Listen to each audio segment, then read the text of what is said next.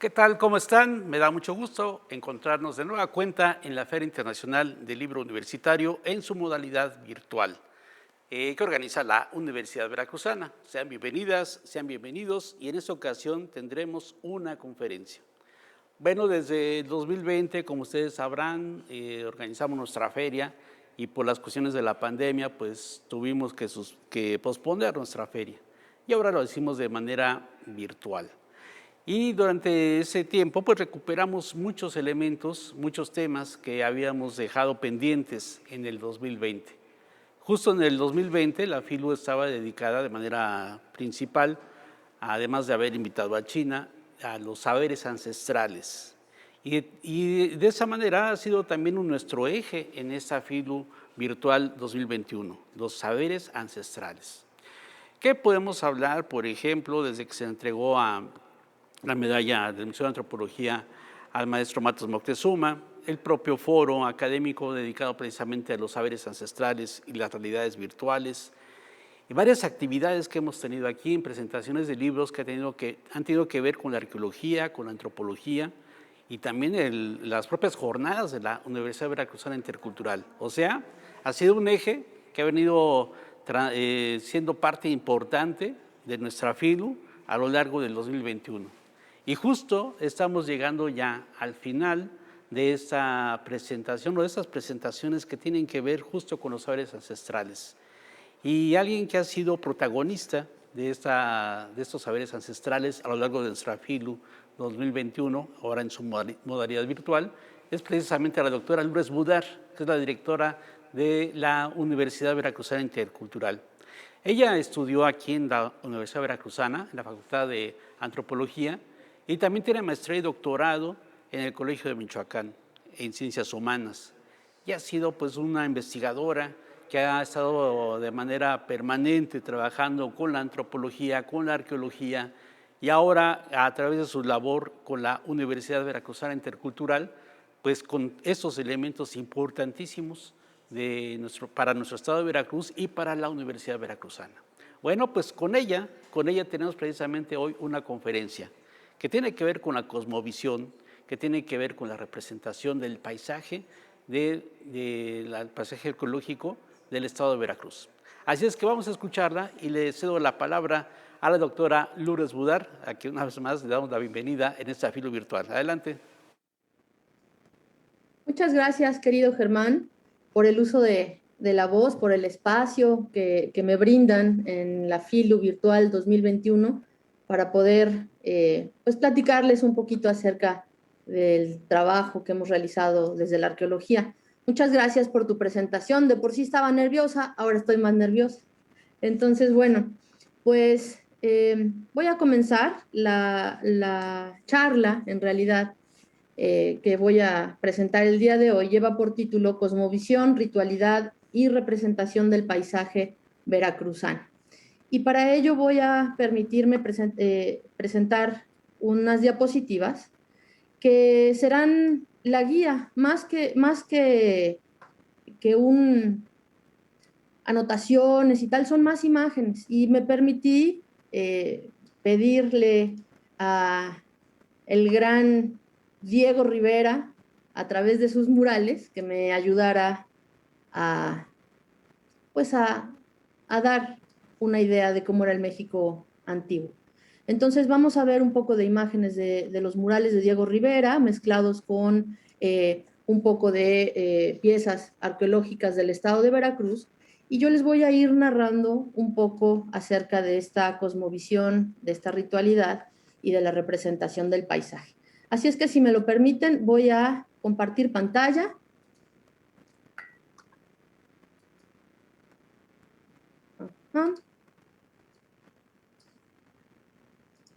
¿Se logra ver?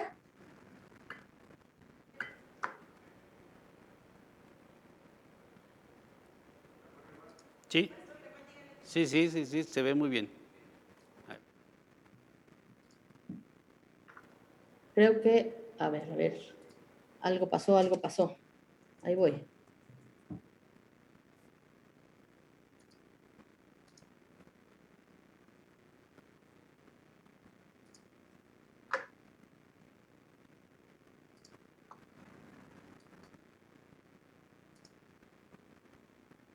claro, ya sí se puede, sí se ve, estábamos ya pues preparándonos para la presentación de la cosmovisión ritualidad del paisaje arqueológico veracruzano.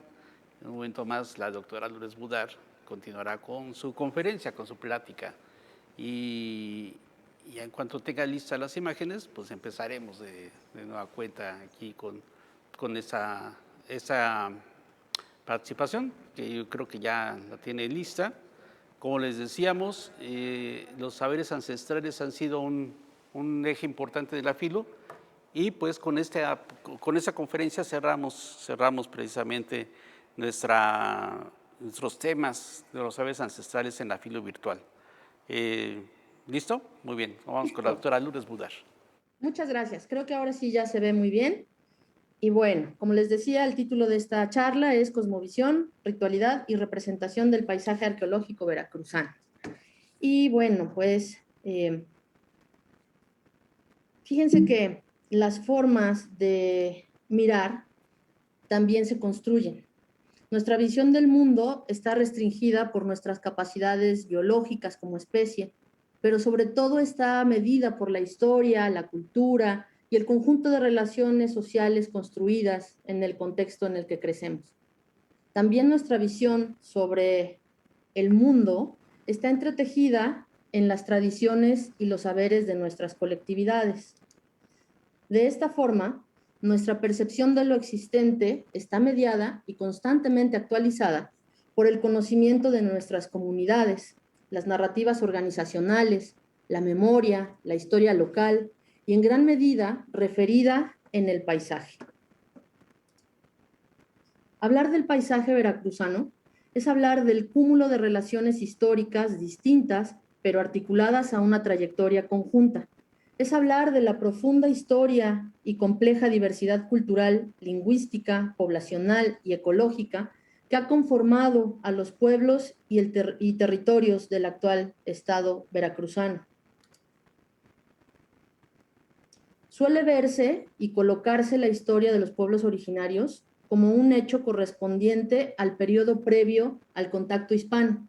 Sin embargo, esto no es así. En diversas formas, la historia de los pueblos originarios de Veracruz es profunda, diversa y vigente.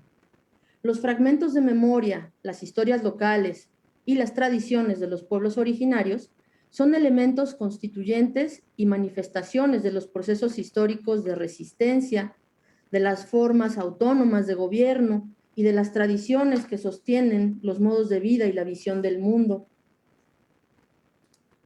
La cosmovisión puede entenderse como un proceso histórico de largo plazo y transespacial, en el que se constituyen, corrigen, transforman, adaptan y comunican los saberes sobre el universo, lo humano y lo vivo. En ese proceso puede reconocerse continuidades y núcleos de sentido que se mantienen estables a lo largo del tiempo y del espacio. Su manifestación más tangible y reconocible en los sistemas de representación pues es el paisaje. En Veracruz, los sistemas de representación de tradición indígena sintetizan los cambios, las permanencias, las rupturas, las continuidades y la profundidad histórica de la diversidad cultural y su relación a procesos íntimamente ligados a la cosmovisión y a la religión, que poco a poco han ido permeando a otros ámbitos culturales.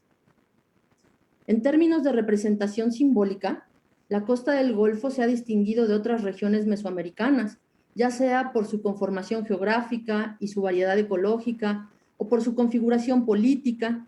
La producción plástica en esta región marcó pautas de representación en el área, tanto que no es difícil llegar a pensar que la costa del Golfo, nuestro Veracruz, nutrió y difundió en gran medida a la cosmovisión de otras áreas y regiones de Mesoamérica. Las sociedades que se asentaron en la costa del Golfo, sobre todo las del centro y sur del actual estado de Veracruz, jugaron un papel importante en la transmisión de conocimientos. Su ubicación privilegiada, con acceso a los circuitos terrestres interoceánicos, les permitieron tener acceso y control de una gran variedad de recursos naturales. En Mesoamérica, como en otras áreas del mundo, la agricultura fue uno de los elementos que marcaron el ritmo del desarrollo de las sociedades. El cultivo resultó ser importante porque marcó una ruptura en el orden social, no solo debido a la tecnología utilizada para la actividad o la organización requerida para llevarla a cabo, sino a los conocimientos necesarios para la dominación del tiempo y del espacio. Muchas prácticas y dogmas que integraban en épocas antiguas los aspectos religiosos de la cosmovisión de los pueblos de Veracruz tienen su origen en el cultivo y fueron un medio eficaz para mantener el control social.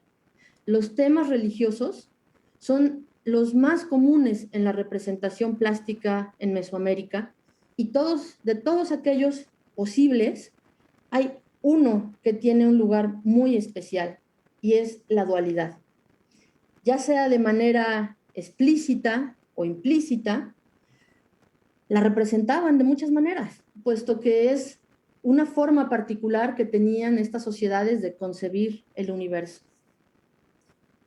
La idea de la dualidad mesoamericana no resulta de la oposición natural de los contrarios, sino de su complementación, de la necesidad de uno por el otro y viceversa para lograr el equilibrio. Esta idea se ve reflejada en cada una de las acciones y elementos que integraron la sociedad y parece ser el dogma central de la tradición religiosa mesoamericana, ya que nace de la observación directa de la naturaleza.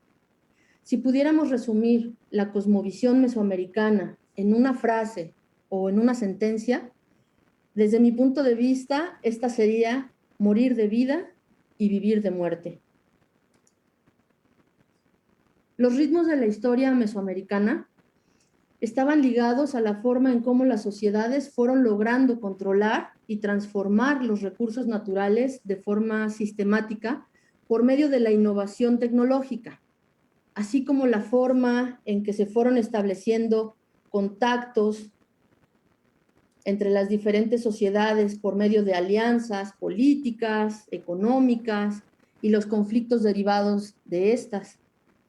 En la costa del Golfo, la gran inversión de energía de los pueblos del sur de Veracruz pusieron desde épocas muy tempranas mucho énfasis en el diseño de una cosmovisión y que se ve reflejada en sus legados plásticos, así como en las obras de ingeniería y los despliegues de administración de rituales asociados a la religión y al poder. Uno de los ejemplos más importantes es el sitio de El Manatí, que ha sido estudiado ampliamente por Ponciano Ortiz y Carmen Rodríguez como un recinto sagrado, en el cual encontraron algunos de los depósitos de ofrendas más sobresalientes de la costa del Golfo. Pelotas de hule, bustos de madera, entierros de infantes articulados bajo un esquema ritual que va a permanecer durante toda la historia mesoamericana, el culto al cerro sagrado, incluso hasta nuestros días. De las grandes obras de ingeniería, como el control hidráulico para hacer cultivable la tierra, se puede inferir que las sociedades experimentan un incremento en la población y por lo tanto en la producción y en la jerarquización. En Veracruz tenemos el caso de la capital olmeca de San Lorenzo Tenochtitlan, en el sur del estado, mismo que cuenta o contó con canales, acueductos, contenedores elaborados en piedra que sirvieron para distribuir el agua. La monumentalidad de las construcciones denota un alto grado de organización social que tenían los pueblos que se asentaron en el sur de Veracruz y que hemos denominado y que pues han denominado ya desde hace mucho tiempo como olmecas. No conocemos cuál era el nombre que ellos usaban para sí mismos, pero les hemos dado este nombre, olmecas.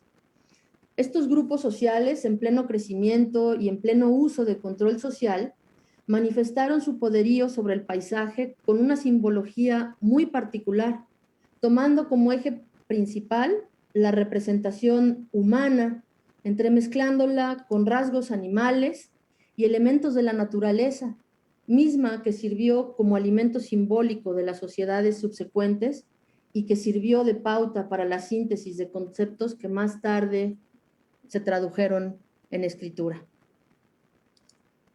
Los monumentos enormes, como los tronos y las cabezas colosales, no solo eran el reflejo de personajes exaltados y de gran peso para estas sociedades, sino también el reflejo de una obra de ingeniería nunca antes vista en Mesoamérica. La planeación de un esfuerzo sobrehumano para transportar bloques basálticos de toneladas de peso desde los yacimientos ubicados en la región de los Tuxtlas, en los volcanes de los Tuxtlas, hasta el lugar en donde hallaron ya, donde los encontraron los arqueólogos ya con formas que nosotros conocemos en el museo. La tala de la selva, el desvío de ríos, o bien el relleno de zonas pantanosas para abrir caminos por donde transportar los materiales, necesitó sin duda de la pericia de cientos o de miles de personas trabajando en un proyecto común. Exploradores, ingenieros, obreros, diseñadores, artesanos, sacerdotes, gobernantes y todas aquellas personas dedicadas a la alfarería y al cultivo que los mantenían en términos económicos y que prestaban además servicios básicos en la sociedad. La escultórica olmeca es la representación social de toda esa energía colectiva, de la exaltación del humano como el ser más poderoso de la naturaleza, que solo es equiparable al jaguar, porque domina todos los terrenos, la tierra como la serpiente, el agua como los lagartos y el cielo desde la copa de los árboles como las aves, y además sus rugidos se escuchan fuertes aún en la lejanía. Así como la olmequización. Y hablando de la olmequización y el expansionismo de estos grandes centros de poder, propiciaron una proliferación de asentamientos que se vio reflejada en obras plásticas con motivos más complejos. Se dejó de lado la monumentalidad y las grandes esculturas de toneladas de peso se dejaron de construir para dar paso a aquellas que eran de menor tamaño. Los objetos adquirieron un valor móvil, se transportaron con mayor facilidad. Hubo una movilización importante en el área que trajo como resultado la diferenciación entre las áreas rurales y las áreas urbanas. Así comenzaron a desarrollarse otros centros rectores que controlaron a su vez centros más pequeños en donde se concentraron las manufacturas y los servicios de administración política y religiosa. En este periodo se desarrolló una tradición de escritura de estelas y objetos pequeños que se utilizaron y utilizaron los bajos relieves para representar gobernantes o bien para establecer fechas que marcaron acontecimientos. Algunos de los primeros registros de escritura y anotaciones calendáricas surgieron también en el sur de Veracruz. La estatuilla de los Tuxtlas, las estelas del Papaloapan, de la Mojarra, la estela C de Tres Zapotes, son algunos ejemplos que constituyen este tipo de evidencia, siendo incluso la estela C, esta que vemos aquí, la evidencia más antigua del sistema posicional de fechamiento conocido como cuenta larga, y tiene una de las fechas más antiguas registradas en Mesoamérica, el 32 a.C. Se ha demostrado también arqueológicamente que la diferenciación entre las áreas rurales y centros urbanos quedó bien delimitada a partir de las especializaciones en las ciudades que permitieron la explotación masiva y controlada de los recursos naturales y la producción de bienes, pues, que sirvieron para la intensificación de intercambios económicos a cortas y largas distancias, como fue el caso de un sitio arqueológico de los Tuxtlas, que fue Matacapan. Este sitio tuvo el control de los centros pequeños cercanos como Comoapan y Ranchoapan, dedicados a la alfarería, que controlaron un comercio extensivo e interregional. Esto que vemos aquí, que dice Pozo 64, pues es en realidad un horno cerámico de donde salieron miles de vasijas. Este sitio de Comoapan tiene cientos de hornos de este tipo que hoy en día se encuentran en las casas de las personas, en sus traspatios, incluso en las cocinas, ahí enterrados, y que bueno, que este lugar sirvió como un centro de producción masivo cerámico para casi toda la costa del Golfo. Sin lugar a duda, durante este momento expansionista y de poder político-económico, la gran protagonista fue Teotihuacán. El sistema mundo de circulación de bienes que propició trajo consigo la producción cerámica en serie a partir de moldes. Y esto parece sencillo, pero este cambio tecnológico le permitió hacerse presente en casi todos los rincones de Mesoamérica por la producción masiva de los objetos.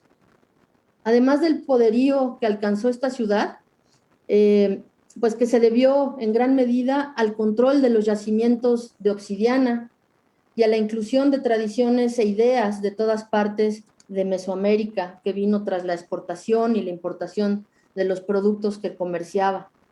Teotihuacán no solo exportaba objetos y materia prima, exportaba también la ideología y la cosmovisión oficial. Sin embargo, paralelamente a estas esferas rurales, sucede el fenómeno más importante en Mesoamérica, que es el que aún hoy en día podemos ver reflejado en las cosmovisiones indígenas, el culto popular. Las élites de los grandes centros urbanos y los dominios económicos de las regiones, pues iban avanzando, pero en las áreas rurales seguían siendo las mismas familias con las reminiscencias de los saberes y acciones transmitidas de generación en generación, que si bien fueron permeados por las idas y venidas de nuevos cultos y nuevas deidades y nuevas ideas, en las áreas rurales supieron preservar la esencia de la cosmovisión milenaria, la dualidad. En pequeños sitios circundantes a los centros se elaboraban figurillas, artefactos de carácter ritual, pero con materiales locales, lo cual además de enriquecer los cultos, abarataba su adquisición. En realidad, el culto popular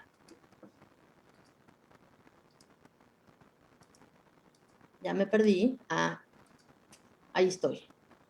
En realidad, el culto popular es el que daba vida a las complejas ideas cosmogónicas, simplificándolas a través de las necesidades básicas de la vida cotidiana.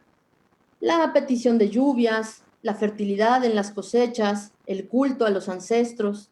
El culto popular de aquella época es el núcleo duro que podemos ver reflejado hasta nuestros días. La costa del Golfo jugó un papel sumamente importante en el periodo de bonanza teotihuacana, ya que las élites consolidan su posición política y el control ideológico, utilizando la religión como un medio efectivo para lograrlo. Ejemplo de esto es la inclusión de las instituciones religiosas en las esferas gubernamentales que se puede observar en las trazas de las ciudades. Aquí tenemos una de las ciudades pues, más grandes de Veracruz, es Laguna de los Cerros, en el sur. Y bueno, ustedes pueden ver, esta es una fotografía aérea de Kenneth Garrett, ustedes pueden ver que pues todo está cubierto con vegetación, pero debajo de ella se puede ver todavía la traza de la ciudad.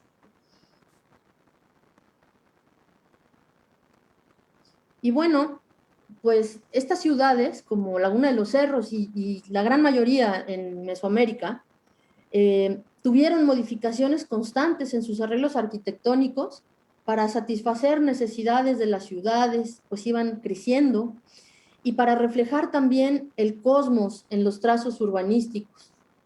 De esta manera, pues construir no era solamente hacer una ciudad, sino realizar un paisaje acompasado con el poderío político, económico y sagrado. Y así era como lograban intensificar el comercio a gran distancia mediante las rutas fluviales y marítimas, Y un ejemplo de esto es el puerto prehispánico de la Perla del Golfo, en la costa este de los Tuxtlas, que es el sitio en donde yo desarrollo mis investigaciones.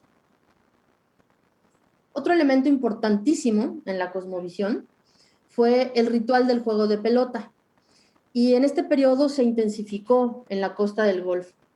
Este ritual multivalente recreaba el funcionamiento del universo a partir de la complementación de los contrarios y del cual, como ya se ha señalado en muchas otras ocasiones, se sabe realmente muy poco debido a los difusos límites entre los motivos políticos, religiosos y administrativos que lo propiciaron. El juego de pelota se practicó en toda Mesoamérica. Sin embargo, la conclusión de este ritual por medio de la decapitación parece ser una innovación en la costa del Golfo. La representación de jugadores de pelota decapitados es común a partir de este periodo. Sin embargo, también es visible que las ciudades de esta área tienen una gran cantidad de canchas para el juego de pelota, y al menos 4 de las ciudades que presentan mayor concentración de canchas para esta actividad en Mesoamérica se encuentran aquí en nuestro estado, en Veracruz, que son el Tajín, el Pital, Piedra Labrada y la Perla del Golfo. El juego de pelota cuenta con parafernalia, y esta la utilizaban los jugadores de pelota como parte de su atavío, y comienza a representarse en piedras de diferentes texturas y de formas variadas. Yugos, palmas, hachas, que originalmente pudieron haber estado elaborados con materiales perecederos, como cuero, tienen sus efigies en piedra durante este periodo. El juego de pelota durante este periodo es posiblemente una de las válvulas de escape a los conflictos que trae consigo la convivencia multiétnica y los roces político-económicos que se registraron en todo Veracruz.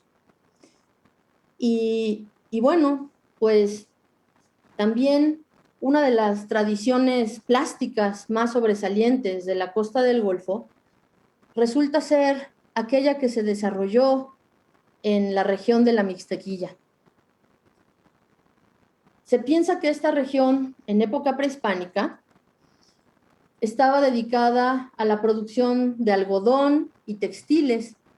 Por lo tanto, era un lugar de intenso intercambio de ideas y de productos. La Mixtequilla es también una región en donde se desarrolló con maestría una tradición cerámica enfocada principalmente a las figurillas. Algunas representaciones en barro reflejan las elaboradas indumentarias que seguramente eran producidas en esta región por el algodón, mientras que otras reflejan pasajes de la cosmovisión, como es el caso del zapotal. En el zapotal se localizó en un adoratorio una escena ofrenda elaborada a Mictlantecutli, el dios de la muerte.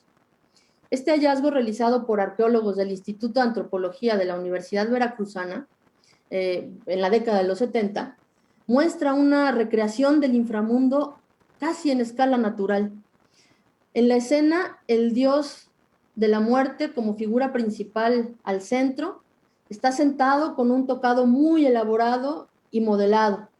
Es de barro, no tiene cocción, pero está cubierto con estuco que aún presenta rasgos de policromía. Tenía colores rojos, amarillos, en fin. Y a su alrededor, una serie de pinturas alusivas a la muerte y recorrido del sol por el inframundo adornaban los muros que sostienen y narran esa escena. Acompañan al Señor de la Muerte, a Mictlantecutli, una procesión de ciguateteos, que en la tradición mesoamericana son las mujeres muertas durante el parto que le ayudan al Señor de los Muertos a conducir al sol a su morada nocturna tras la muerte. Frente a la figura principal, o sea, Mictlantecutli, en ofrenda se hallaron entierros humanos, cráneos y miles de objetos cerámicos, vasos, platos de diferentes formas y tamaños, decorados con pintura, en bajo relieve, instrumentos musicales, cajas, figurillas sonrientes, personajes sedentes y erguidos, ataviados como deidades, cautivos de diferentes tamaños. Este es otro de los hallazgos veracruzanos, junto con el manatí, que no tiene precedentes en la arqueología mexicana. Y a esta tradición alfarera de la Mixtequilla pertenecen también estas figurillas, conocidas como caritas sonrientes, que pues bueno, ya sabemos y nos han contado, la misma doctora Sara Ladrón de Guevara en estos espacios nos ha contado que son únicas en toda Mesoamérica, pues la risa no fue una temática muy común en la representación. Estos personajes sonrientes representan un enigma en la iconografía mesoamericana. ¿De qué se ríen? Siempre me pregunto, ¿de qué se ríen estas figuritas? Toda la representación plástica del área es siempre muy sobria, muy seria. ¿De qué se ríen? Pues la verdad es que nadie lo sabe de cierto. Tal vez solo dejan ver las hermosas dentaduras modificadas con los diseños que tienen porque se las limaban y se hacían incrustaciones. Y si fuera eso y no la sonrisa, es un reflejo también que habla de estilos y modas enfocadas a la búsqueda de la belleza bajo sus propios cánones culturales.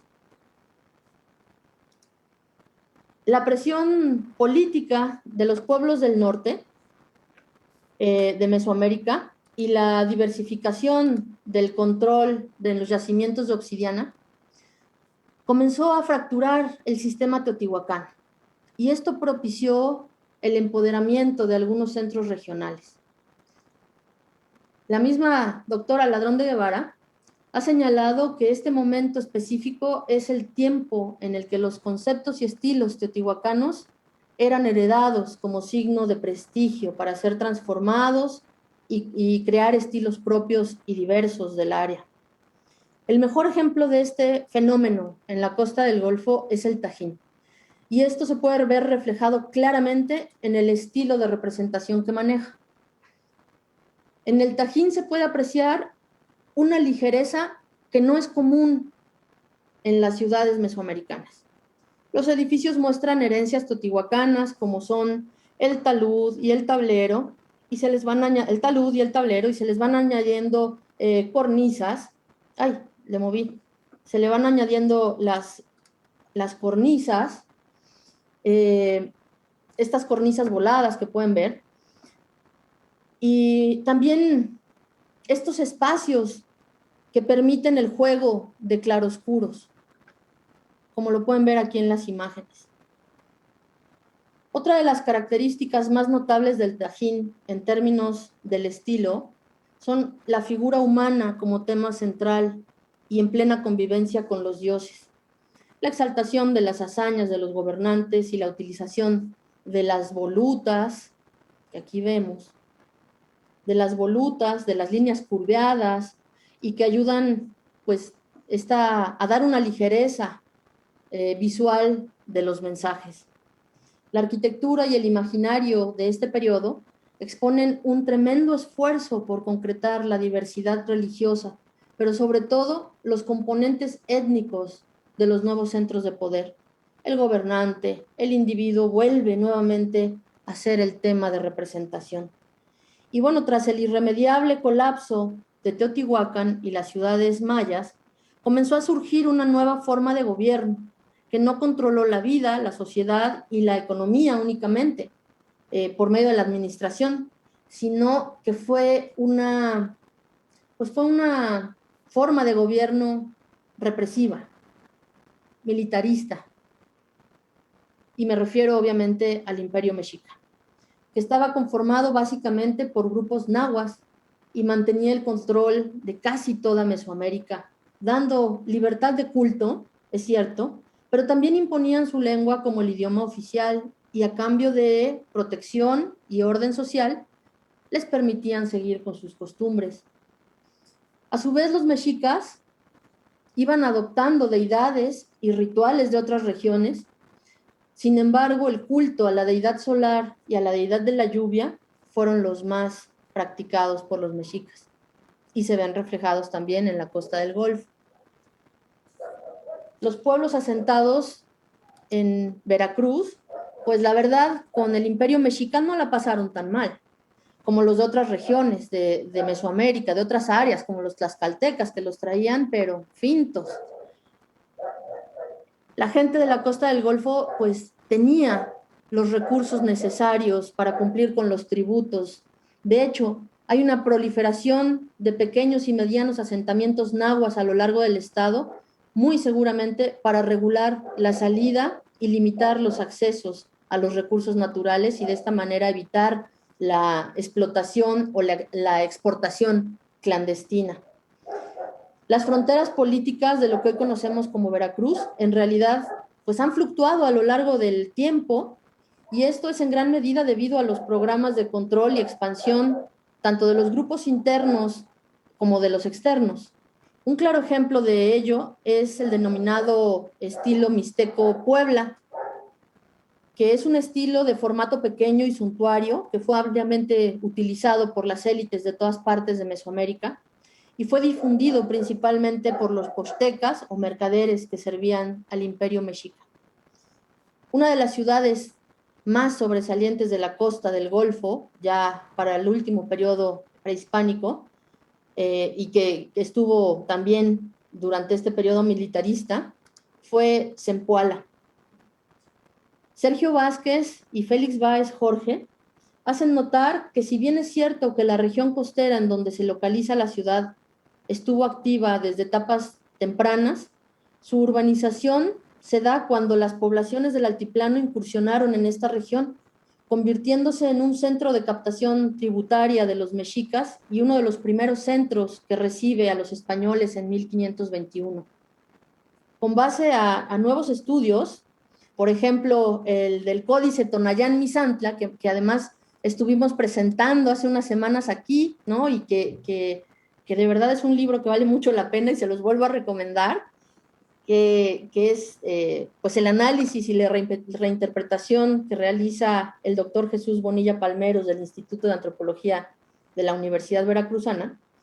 Bueno, pues gracias a estos nuevos estudios como el de él, sabemos que el territorio de los pueblos totonacos del centro de Veracruz en tiempo del contacto hispano no era mucho más extenso que el área de influencia de Zempoala. Era mucho más extenso que el área de influencia de Zempoala, porque las entidades políticas indígenas de la costa del Golfo fueron políticamente heterogéneas y con una larga tradición de gobierno sobre sus territorios. Es de resaltar que gran parte de la historia indígena de la época de contacto y la colonia temprana es desconocida, principalmente por las escasas evidencias que perviven y también los insuficientes estudios sistemáticos y por la omisión en el interés público de este periodo, pero ya se está corrigiendo. Por ejemplo, ayer estaba con nosotros la maestra Gabriela Montero, y pues ella tiene una investigación muy interesante del periodo de contacto entre Mesoamérica y los españoles. La irrupción de los expedicionarios hispanos y las alianzas que fueron entretejiendo con los diversos pueblos indígenas del centro de Veracruz y del altiplano mexicano fueron cruciales para la reconfiguración territorial posterior a la caída de la Triple Alianza en el centro de México, en Tenochtitlan. Reconfiguraciones de gobierno, control territorial y de movimientos poblacionales fueron comunes a partir de las congregaciones de pueblos, de indios, así les llamaban. Estancias, puestos de control, abandono de asentamientos y zonas de refugio indígenas. Estos procesos aún pues, son poco conocidos en su mayor parte, pero son fundamentales para dimensionar la variedad y la diversidad de representaciones plásticas de la tradición indígena contemporánea.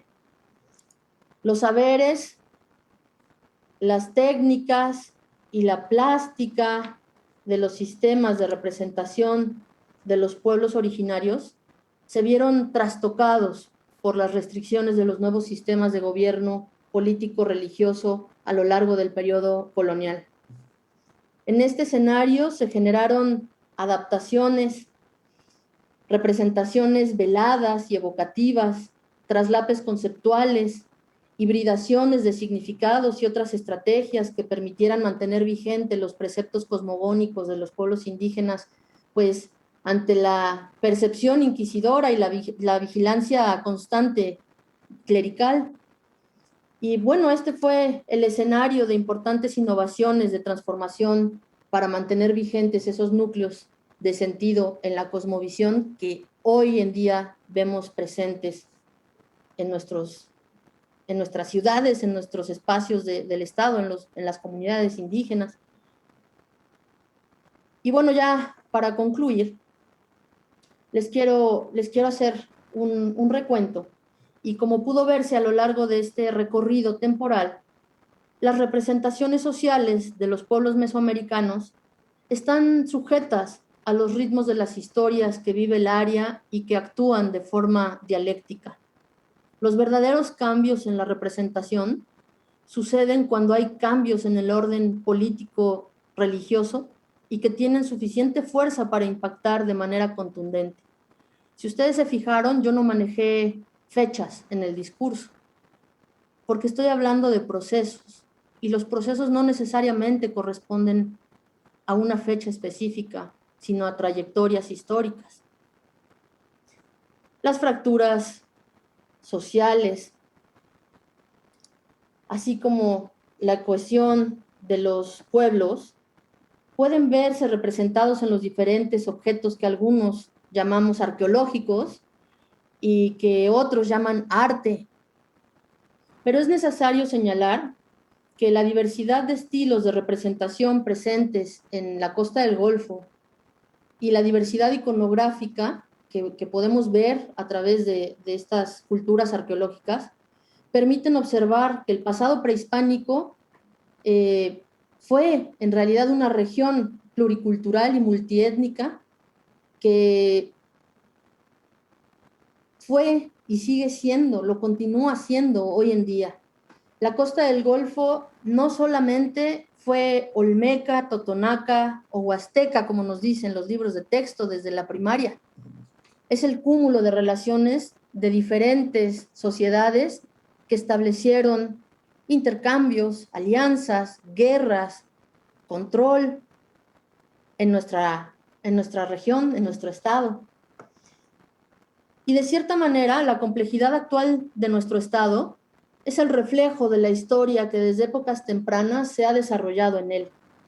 La imagen contemporánea de un estado rico en recursos naturales, donde las instituciones gubernamentales generan obras de ingeniería para la explotación de yacimientos y ciudades con siglos de fundación que controlan la economía y que tienen el contacto directo con los gobiernos federal y estatal. Poblaciones recientemente creadas con miras económicas, movilización de grupos, fuertes contrastes entre las zonas urbanas y las zonas rurales, en donde estas últimas dejan ver la verdadera pobreza, pero a su vez dejan ver también la verdadera riqueza del Estado, la diversidad lingüística y de rasgos fenotípicos, ciudades en donde el acceso a la vida cultural es nula y otras con saturación de espacios, grupos de resistencia al gobierno estatal y federal, presencia de diversos cultos religiosos, arquitectura moderna que se va modificando según las necesidades y va conviviendo con ruinas de todos los tiempos. Y bueno, la alegría de la que se jactan los veracruzanos, pues no es otra cosa más que un paisaje que solo ha cambiado en términos de tecnología y de cronología. Muchas gracias.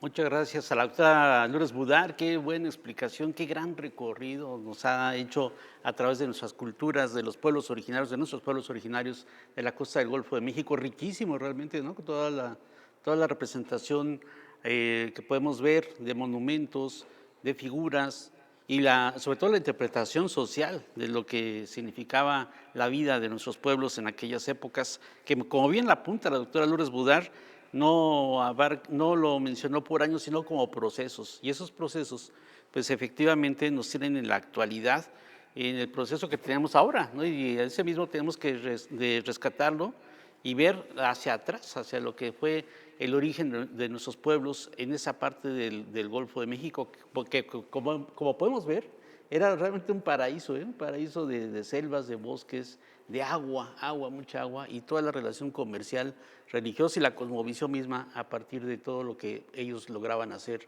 dentro de su propio desarrollo. Bueno, tenemos aquí varios saludos de parte de Jaimar Wonka Pendragon. Dice: muchas felicidades, doctora Budar, gracias por compartir sus conocimientos con nosotros. Le mando un saludo afectuoso. Jaime Delgado dice: un abrazo, doctora Budar.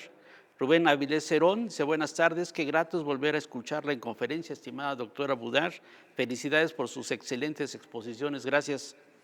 El vicerrector de la región Coatzacoalcos, Minatitlán, nos dice, el doctor Carlos Lamote Zabaleta, dice: es un orgullo escuchar el trabajo de la doctora Budar, sobre todo por la difusión de los saberes que nos permiten seguir dimensionando las aportaciones cognitivas de las colectividades prehispánicas, ayudándonos a comprender parte de las cotidianidades de nuestro Veracruz actual, principalmente en las cosmovisiones que hasta hoy siguen fundamentando las creencias populares que sostiene el tejido social de un gran porcentaje poblacional. Un buen comentario del doctor Carlos Lamote Zabaleta, a quien le mandamos saludos. Sus Anduaga dice: felicidades, es un gran trabajo y muy bien explicado. Ace Papantla dice: excelente disertación, doctora Lourdes, manda saludos. Rafael Nava Vite dice: doctora Lourdes, muchas gracias por compartirnos el interesante tema de cosmovisión, ritualidad y representación. Miak Paquilistli es el saludo que manda. Y Jaimar Wonka Pendragon, de nueva cuenta, manda saludos y sin duda una presentación excelsa, como todas las que usted nos comparte. Pues son los comentarios que hay, doctora Lourdes Budar. No sé si quiera agregar algo más a partir de esos comentarios que nos hacen llegar. Pues la verdad es que les agradezco mucho sus palabras. También Tlazocamatic Mía, maestro Nava, que nos habla siempre en náhuatl y le estoy tratando de aprender. Y bueno, pues de verdad agradezco mucho sus comentarios y sus felicitaciones. Pues para mí es un gusto siempre platicar acerca de lo que me apasiona, que es la arqueología, y ahora con esta segunda pasión, que es el tema de la interculturalidad. Así es que pues lo hemos estado pues llevando de la mano conjuntamente para tratar también de hacer una dimensión histórica que ayude a los pueblos contemporáneos a construir su propia memoria. Entonces, de verdad, muchas gracias por este espacio. Doctora Lourdes Budar, pues muchas gracias por su conferencia que nos dio en esta ocasión. Y con esto creo que definitivamente, como lo dije al principio de esta presentación, cerramos el ciclo de los saberes ancestrales aquí en la FILU, algo que teníamos pendiente desde el 2020 y cierra de manera brillante con todo este recorrido por las culturas de los pueblos originarios en la costa del Golfo, que como podemos ver es riquísima. Y para ello nosotros los invitamos de manera muy particular que los que habitan aquí Jalapa vayan al Museo de Antropología de Jalapa. Van a encontrar todas estas maravillas que se han estado platicando a lo largo de estos meses en la FILU virtual. Para los que no son de Jalapa, cuando vengan a Jalapa, no se pierdan ir al Museo de Antropología. Van a encontrarse también con estas formas de asombrarnos de lo que eran nuestros pueblos originarios. Y por otro lado también recordemos los libros que se han presentado aquí en esta FILU virtual, que los pueden checar a través de nuestra plataforma, a través también de las presentaciones que tenemos, porque esos libros nos dan completamente la pauta, los caminos, lo que han hecho nuestros investigadores, nuestras investigadoras, como Lourdes Budar, como la doctora Sara Ladrón de Guevara, y muchos otros que han estado comentando aquí con nosotros los libros, nos dan toda esta visión de lo que son nuestros pueblos originarios, que hay que valorarlos en verdad, todo lo que significa, con toda esta riqueza que había y con toda esta relación que después se fue dando con la llegada de los españoles. Realmente muy interesante todo lo que hemos escuchado, visto a lo largo de estos meses. Con esto pues le agradecemos mucho a todos los que han participado en este tema principal, en un eje esencial de la FILU, que son los saberes ancestrales, y de esta manera, vuelvo a repetirlo, cerramos de manera brillante esta participación con la doctora Lourdes Budar, directora de la Universidad Veracruzana Intercultural. Pues por nuestra parte eso es todo. Muchas gracias por este momento. Los invitamos a que continúen con nosotros en las presentaciones de la FILU Virtual. Recuerden que estamos en FILU, Facebook Live, ahí en FILU Virtual, Facebook Live, ahí nos pueden ver. Y también en YouTube, FILU Virtual. También ahí pueden seguir todas las presentaciones que hemos tenido aquí a lo largo de nuestra Feria del Libro. La doctora Lourdes Budar, vamos a escuchar a nueva cuenta en este momento. Adelante, doctora. Antes de que nos despidas a todos, querido Germán, fíjate que a mí sí me gustaría hacer un último comentario, como dices, para cerrar la FILU. Y es realmente agradecerte y hacer un reconocimiento a este trabajo grande que has impulsado, claro, con todo el equipo que te acompaña, pero que lo has hecho de manera sobresaliente. De verdad, muchas gracias, Germán, muchas felicidades por este espacio virtual de la FILU que has logrado liderar. Así es que te agradecemos de verdad, pues casi todas las personas, pienso, de la universidad, porque nos has dado varios meses de charlas, de conocimientos, has acercado a todas las áreas de la universidad para poder escuchar lo que hacen todos los compañeros, y así es que pues también hay que reconocerte y agradecerte. Bueno, es parte del trabajo, muchas gracias. Bueno, pues, pues hasta luego, nos estamos viendo, continuamos con nuestra FILU, evidentemente, y vuelvo a insistir, pues síganos en FILU Virtual, Facebook Live y en YouTube FILU Virtual también ahí estamos, y nuestra plataforma filu.v.mx. Muchas gracias, hasta luego.